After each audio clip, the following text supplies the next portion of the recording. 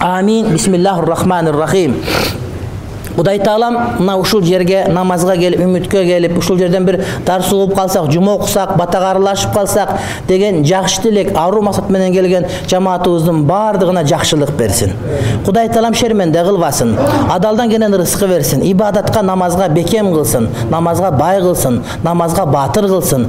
Құдай Таалам биздин жүрөгүбүздү арууласын, тазаласын. Құдай Таалам жүрөгүбүздө ыймандан башкага орун бербесин. Құдай Таалам бизге Аллах Тааланын махабатын, пайгамбардын махабатын, мекөн үчүн болгон жакшы көрүүнү Құдай Таалам жүрөккө биринчи салган болсун. Құдай Таалам динге кызмат кылганды, элге жутка кызмат кылганды Кудайым насип кылган болсун. Кудайым шерменде кылбасын. Кудайым өтүп кеткен бирадарларыбыздын бардыгына бейиштен орун берсин. Ошолордун катарында мына камераларыбыз биздики эскирип 4-5 жыл болуп пенсияга чыккандан кийин бу Чикаголук бир туугандарыбыз, кыргызстандык бир туугандарыбыз кошулуп жардам берип бардыгын жаңылап берди. Мындан ары эң жаңы техникалык жетишкендиктер менен сабактар дагы тунуп көрө алабыз иншалла. Кудай Таала мына ошол алыстагы жакындагы муксим болгон бир туугандарыбызды дагы тилектерин кабыл кылсын. Кудай Таала алар эч нерседен кем кылбасын. Кудайым акыреттерин абат кылсын, дүйнөсүн дагы абат кылсын.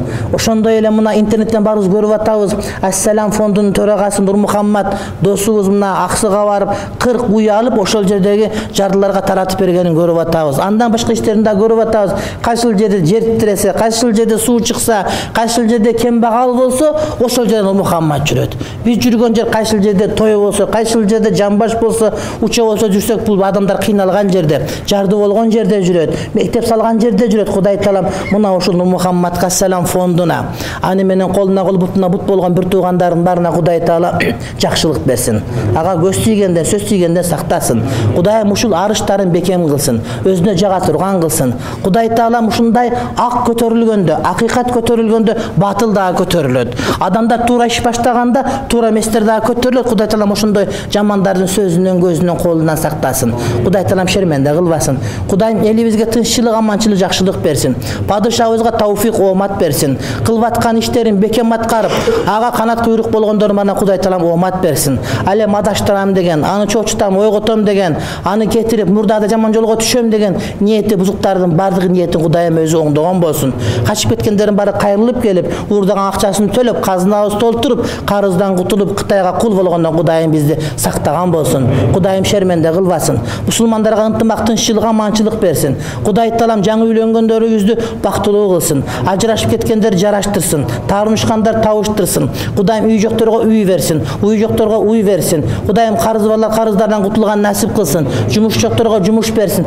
Карадал болуп карыган кыздарыбыздын баары күйөөгө тийип бактылуу болгону Кудайым насип кылсын. Кудай Таалам ким кандай аруу максат тилек менен кол көтөрүп турса, ошого жеткизген болсун.